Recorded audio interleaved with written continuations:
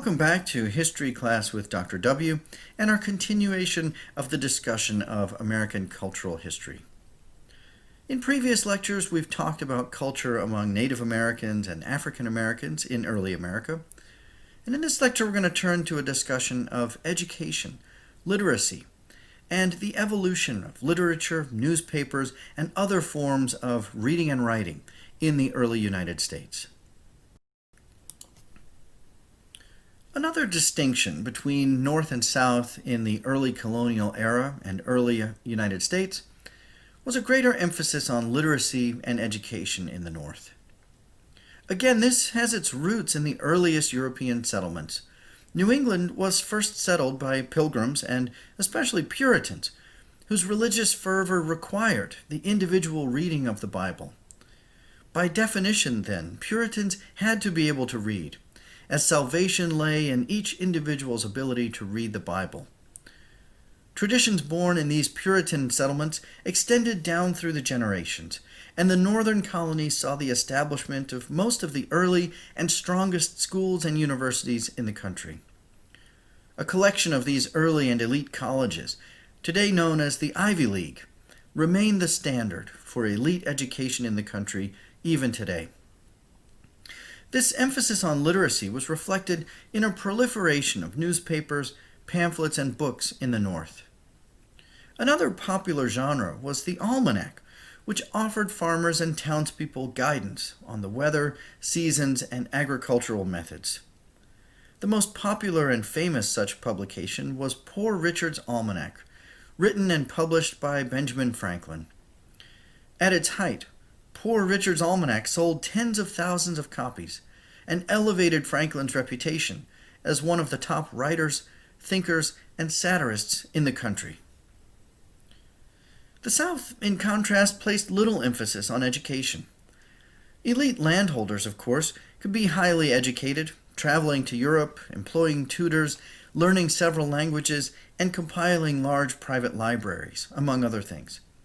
Thomas Jefferson, as but one example, accumulated one of the largest private libraries in the country. He also went on to establish the University of Virginia, an elite educational institution. Such educations, however, were the exception rather than the rule. Typical planters had little use for a classical education. Elementary-level literacy and slightly better math skills were sufficient for running the farm. Considered more important were practical skills, such as riding, shooting, and fighting. Southern youth might attend school for a few years, or for just a few months out of the year, but spent most of their time working on the farm. The children of slaveholders were raised to become slaveholders themselves. Non-slaveholding whites typically grew up in the country and worked on the farm rather than going to school. There were few large cities in the South and few noteworthy universities.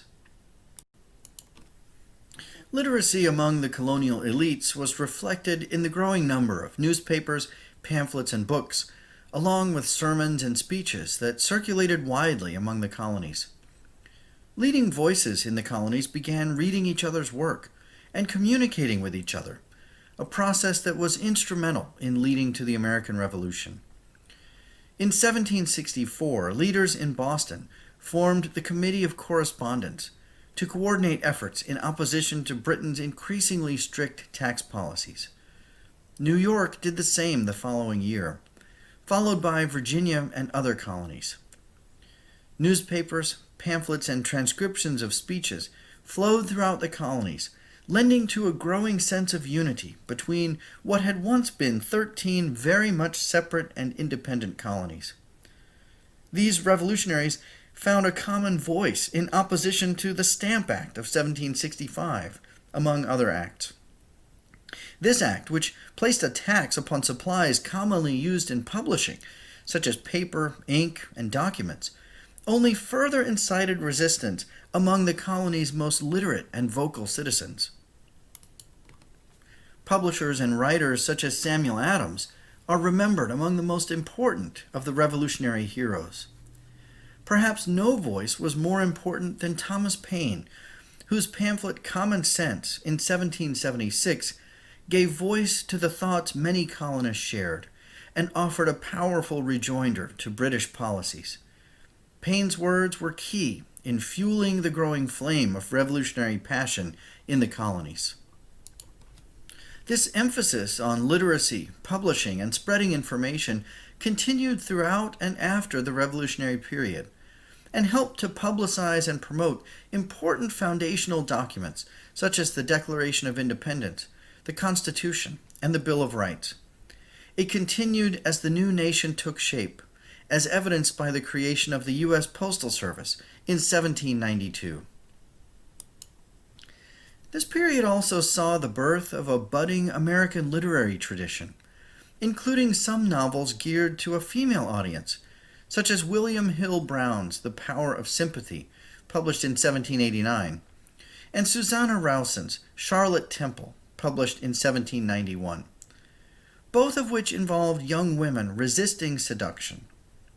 These popular novels not only found broad appeal with both men and women, but they also seemed to offer a metaphor for the new nation of the United States, itself struggling to achieve independence among the great powers of the world.